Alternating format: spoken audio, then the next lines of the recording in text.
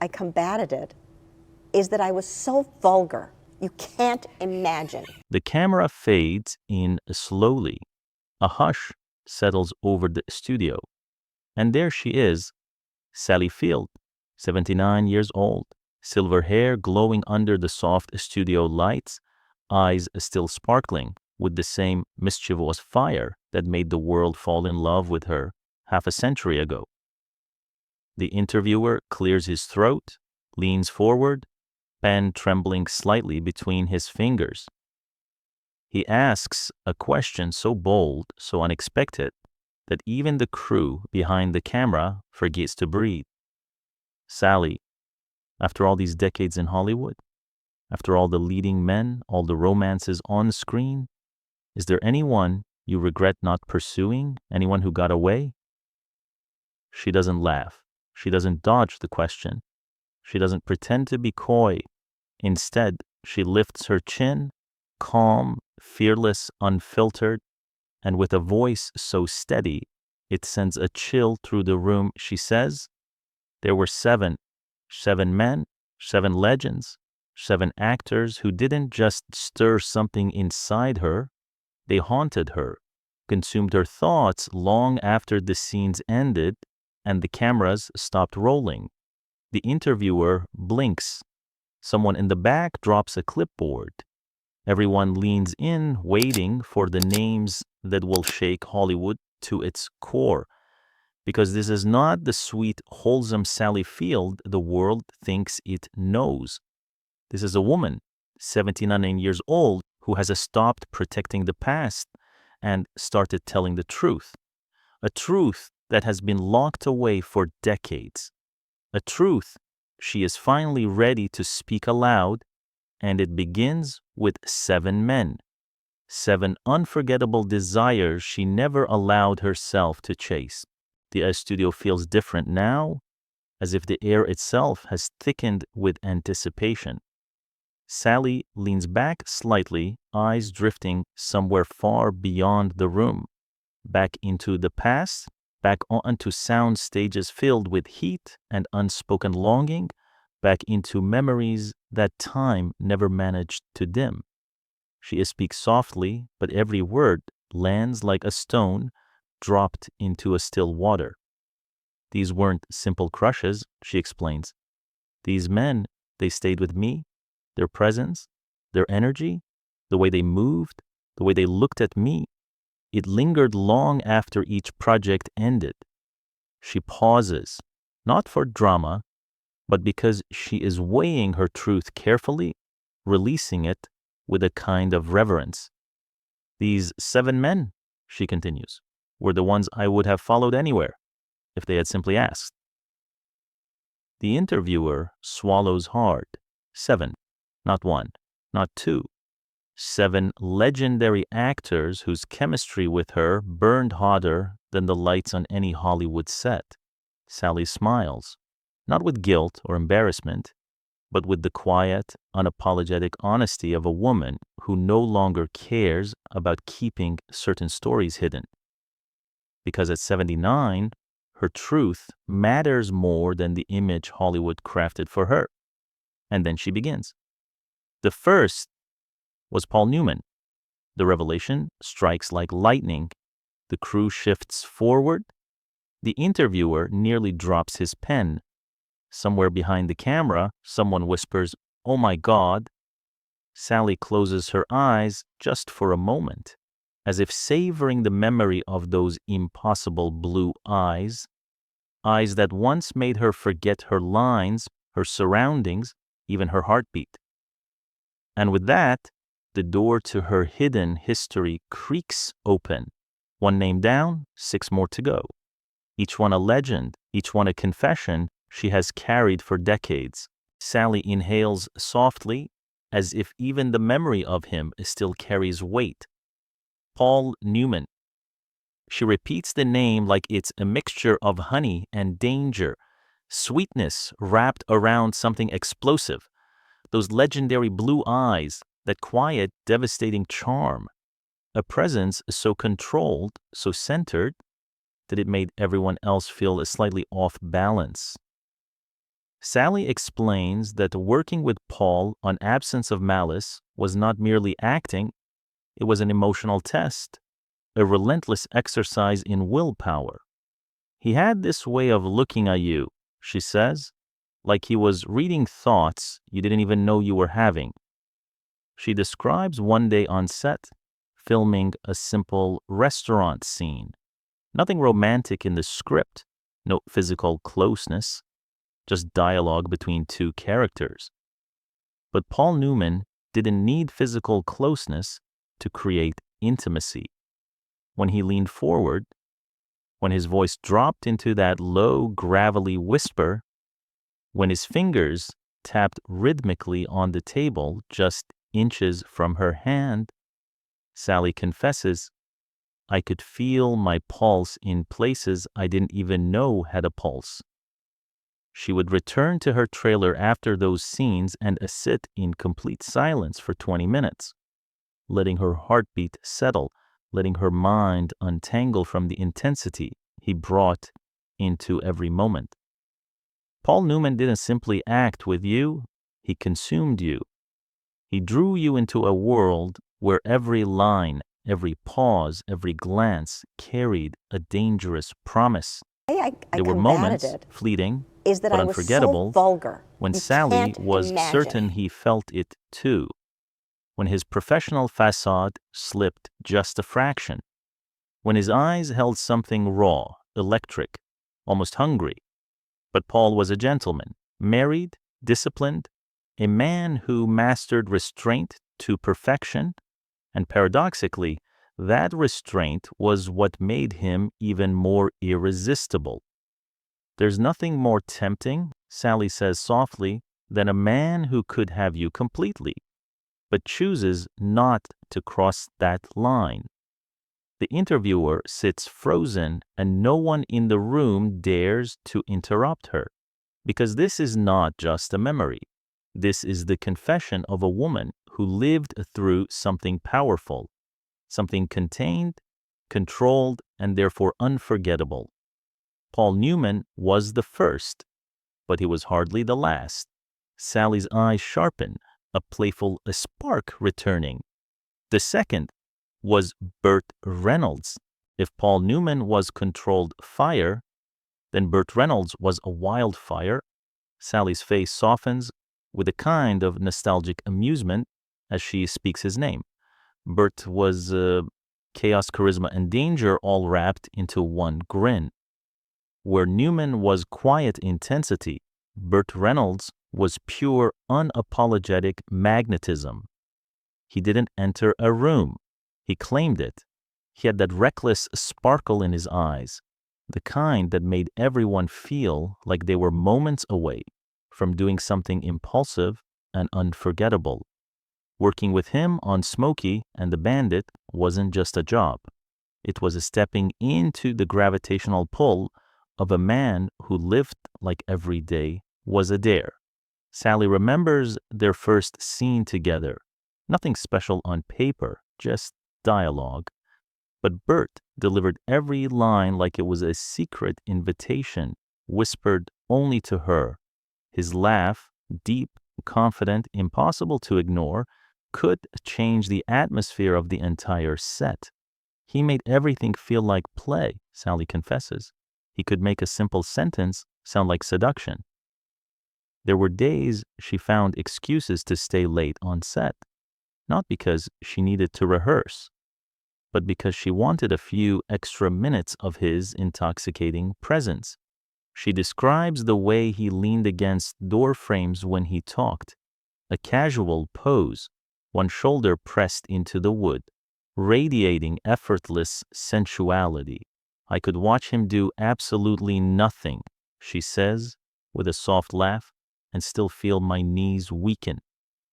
But Burt's true danger wasn't his charm, it was his unpredictability. You never knew if he had followed the script or completely rewrite the scene in a way that made your heart stop. Sally recalls one particular moment on set. He was supposed to hand her a simple prop. Nothing dramatic, nothing romantic. Instead, he took her wrist, gently, firmly, just long enough for a spark to ignite between them, long enough for her to forget where she was. His eyes locked with hers, not as Burt the actor, but Burt the man. For that moment, Sally admits neither of us were acting. The director loved it so much that he kept the take. But Sally knew the truth behind it. She felt it. Burt felt it. It wasn't scripted. It wasn't planned. It was pure magnetic chemistry, the kind that Hollywood can capture on film but never fully explain. Sally's voice softens, full of warmth and longing. Burt was dangerous in the best possible way.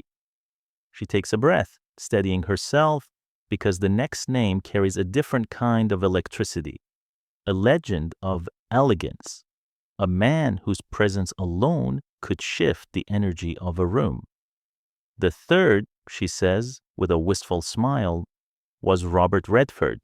If Burt Reynolds was wildfire, then Robert Redford was something else entirely, quieter, deeper, and infinitely more dangerous. Sally's voice lowers when she says his name, as if even now, decades later, Redford still carries a certain gravity in her memory. She never acted directly alongside him during his peak years, but she encountered him often. Award shows, private screenings, glittering after parties where Hollywood's brightest mingled under dim golden light. And every time she saw him, the world seemed to soften around the edges. Redford had a way of looking at you, Sally recalls, that made everything else fade into the background. He wasn't loud. He didn't need theatrics. His presence alone shifted the atmosphere. She describes watching him from across crowded rooms, mesmerized by how he carried himself, effortlessly elegant, with an inner calm that felt almost hypnotic. When he spoke to someone, he really listened. Not Hollywood listening, not the polite nodding people do while waiting to talk about themselves.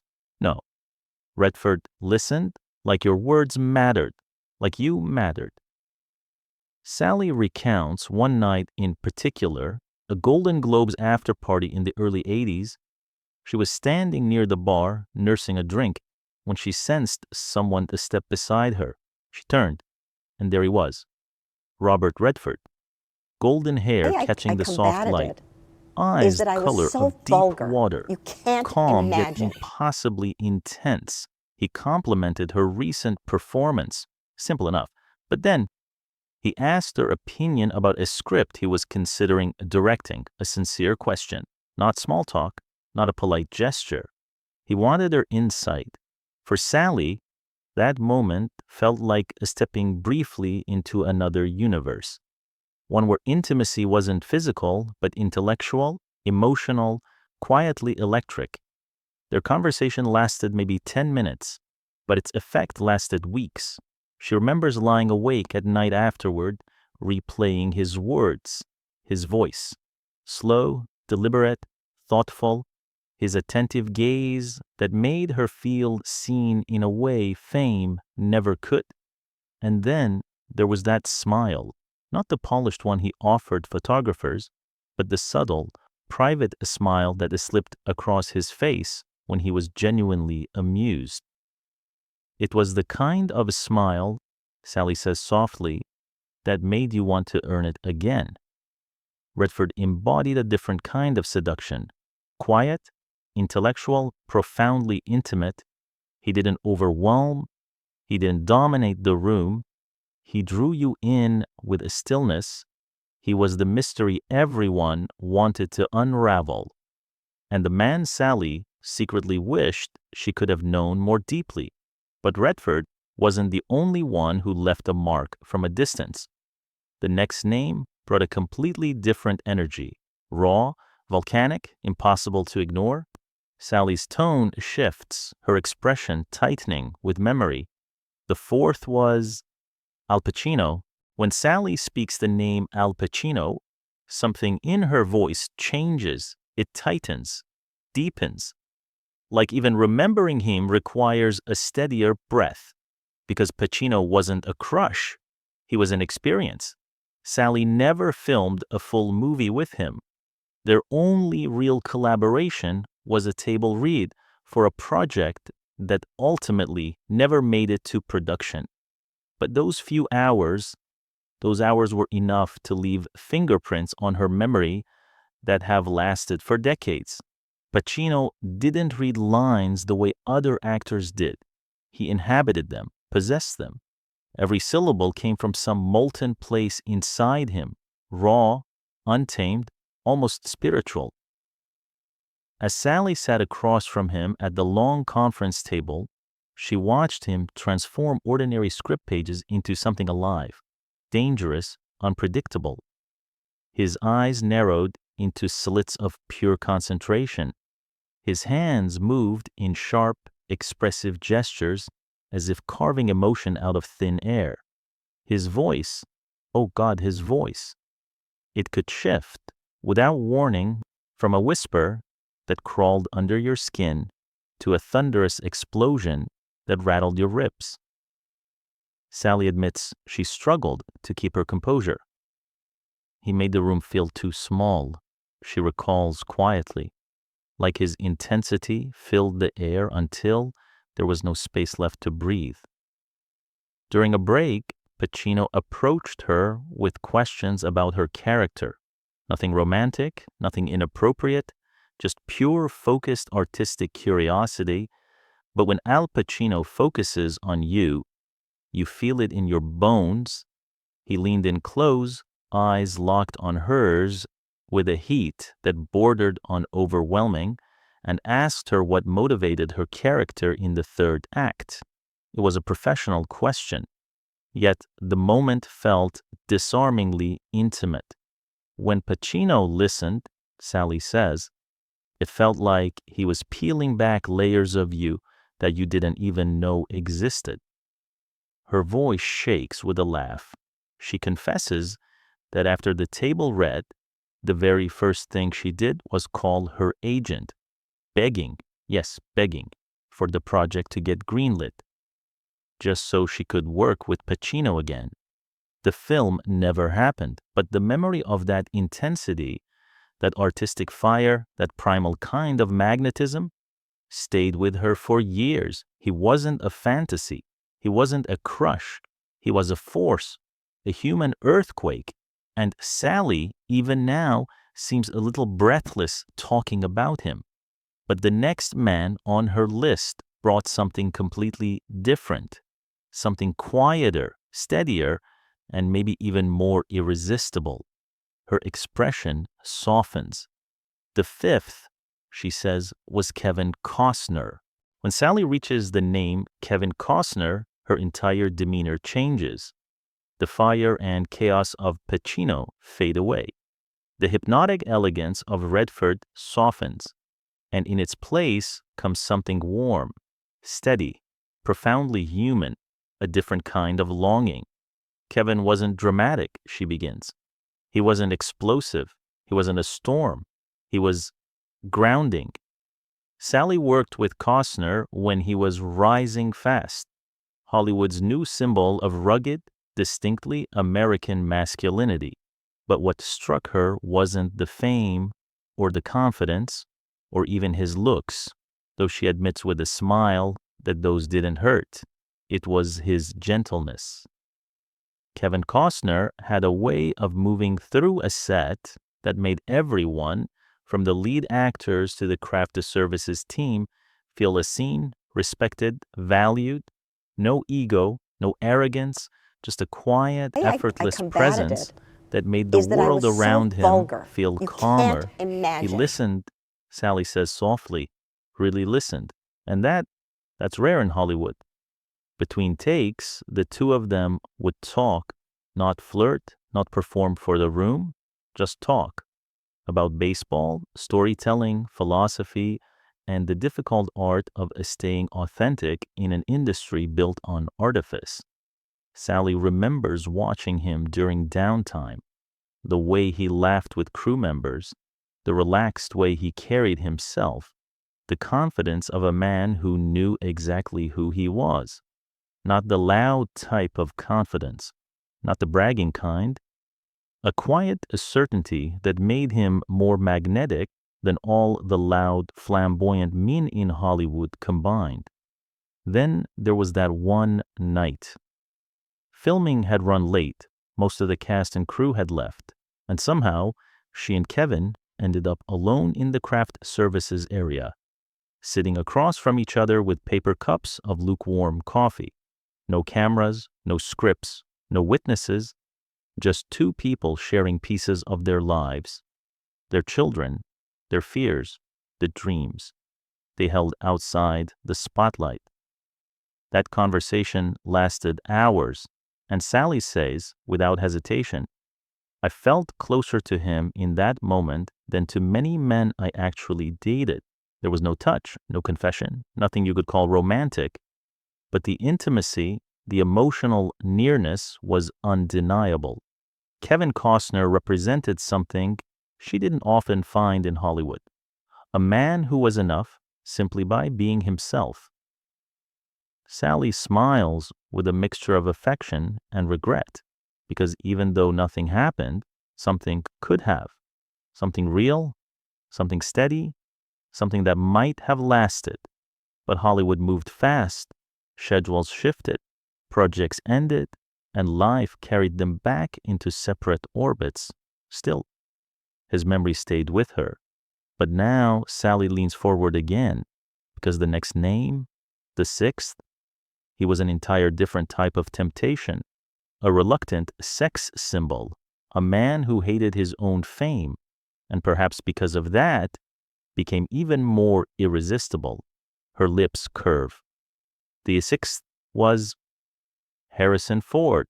The moment Sally says the name Harrison Ford, the room itself seems to shift, as if everyone suddenly remembers the first time they saw him in a fedora or a starship cockpit and forgot how to breathe. But Sally's connection to him was different, more subtle, more haunting. She never acted directly beside him, but their paths crossed constantly during the height of his fame. When he was Indiana Jones, when he was Han Solo, when he was the reluctant icon who never wanted the throne Hollywood forced onto his shoulders. And that reluctance, Sally admits, was exactly what made him so irresistible. Harrison was devastating, she says softly, not because he tried to be, but because he didn't. He would show up to events looking like someone who had wandered into the wrong room and was too polite to leave. No grand entrances, no carefully crafted charm, just this quiet intensity wrapped in a grumpy, almost shy exterior, a contradiction women found impossible to ignore. Sally remembers one charity benefit in particular, a round-table dinner, awkward small talk, the usual swirl of superficial Hollywood chatter.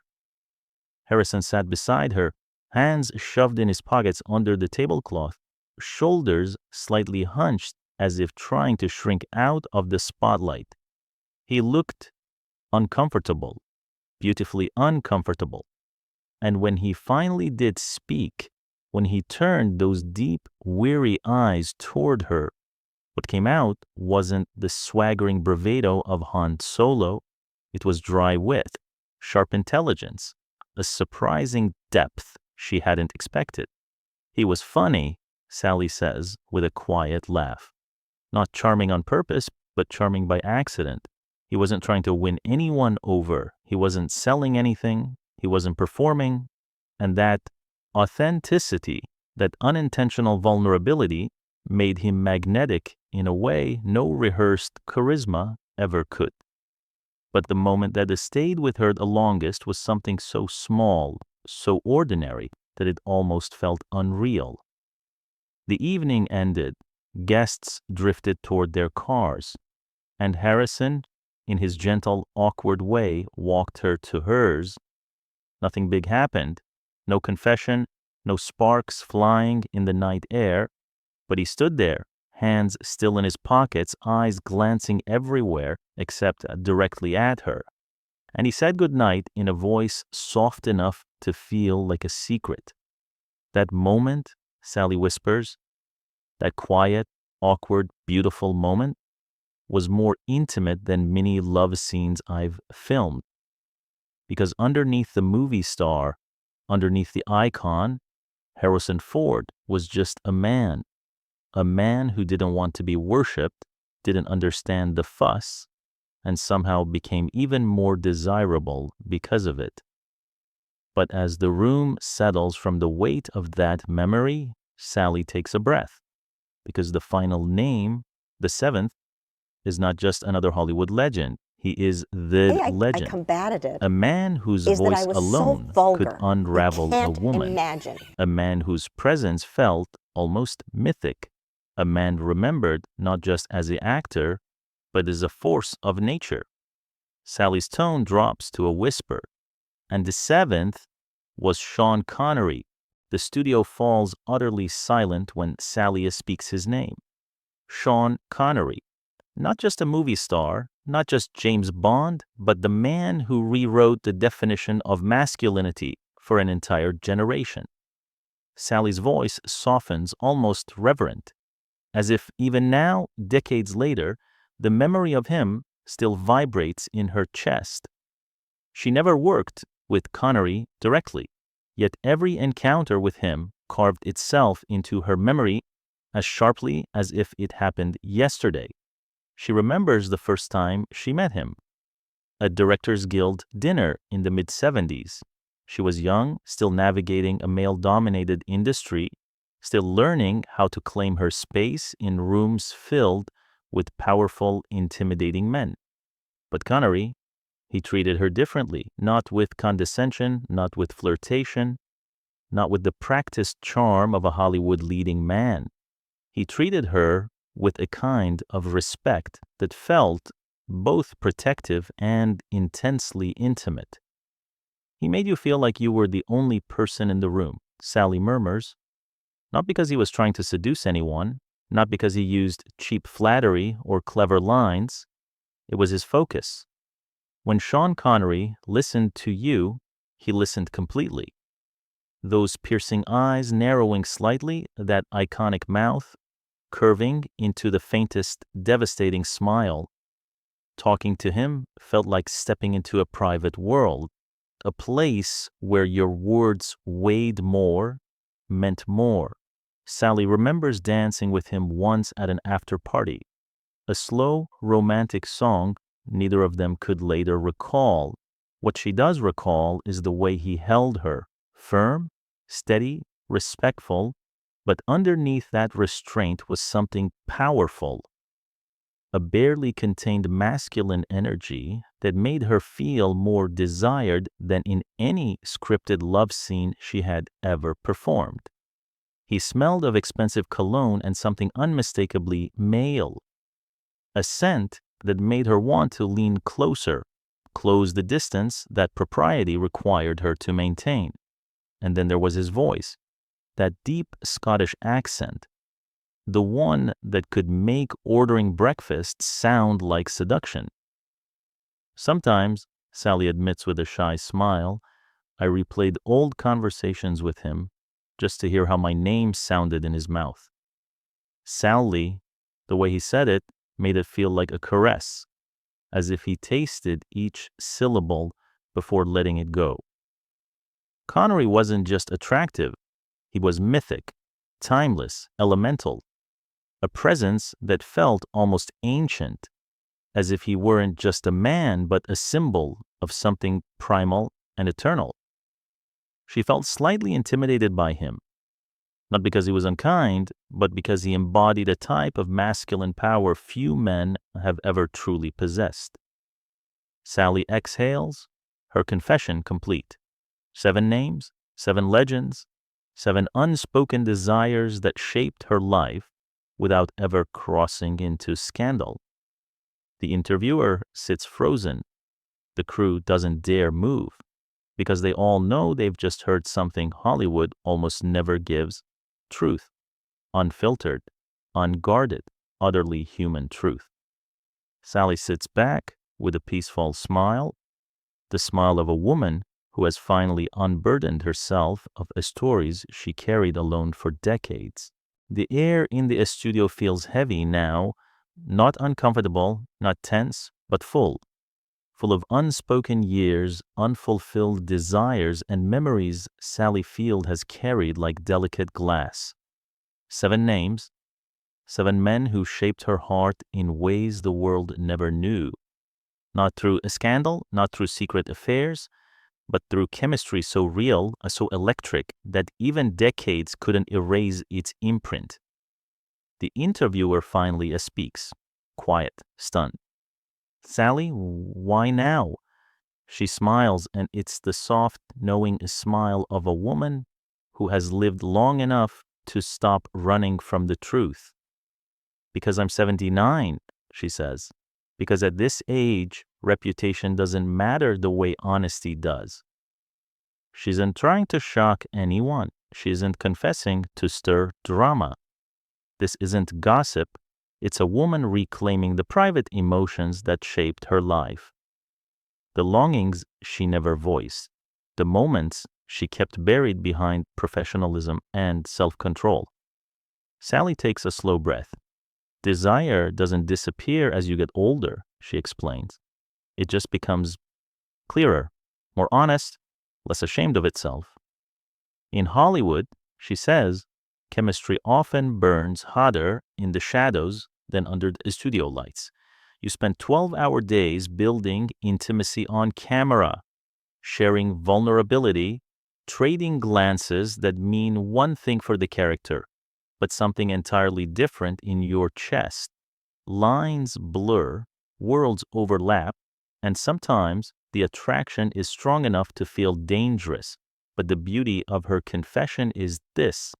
None of these stories end in regret. None of them end in betrayal.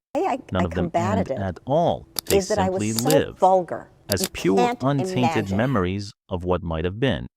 Paul Newman taught her the seductive power of restraint.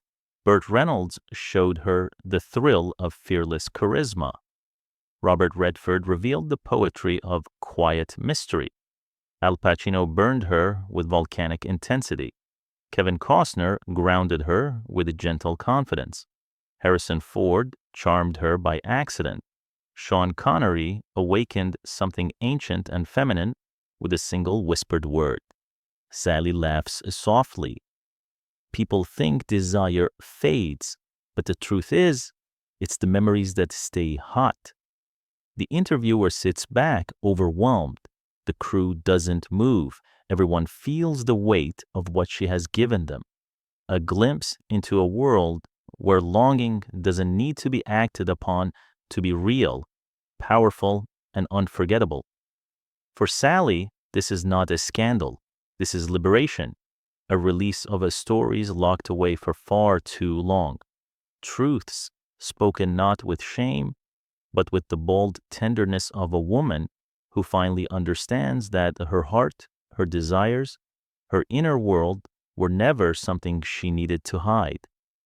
She leans forward slightly, eyes sparkling with that familiar fire that made America adore her for generations. If there's anything I've learned, she says, it's that unspoken love still shapes a life, sometimes more than the love you actually lived. She smiles, soft, wise, unburdened. And these 7 men, they shaped mine. The camera holds on her, 79 years old, beautiful.